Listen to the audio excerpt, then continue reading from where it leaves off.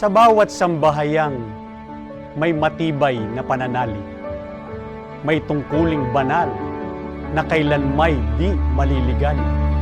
Mula sa matibay na pananampalatayang bunga ng tinanggap na aral, isinasalin hanggang sa aming sambahayan. Mula po sa pagiging tagapag-ugnay ng kapisan ng pansambahayan sa panibagong yugto ng banal na katungkulan.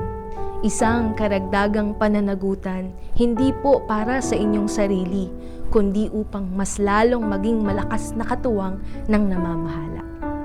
Sa inyo pong paggabay, malinaw po ang aming layunin na ang bawat pamilya ay maging tahanan ng dalisay na damdamin.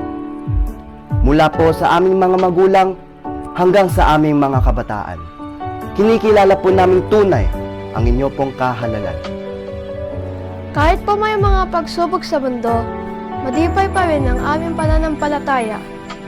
Dahil katuwang po kayo ng namamahala na kaming lahat ay ingatan upang kaligtasan ay makamtan.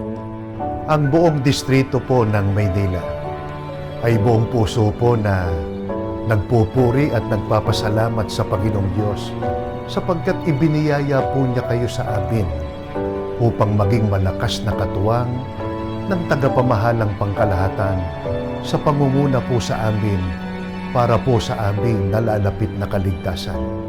Kaya naman po sa pagsapit ng inyong kaarawan, kami pong mga ministro at mga manggagawa, mga may tungkulin, at ang lahat po ng mga kapatid sa buong distrito ng Maynila ay nagpapahayag po na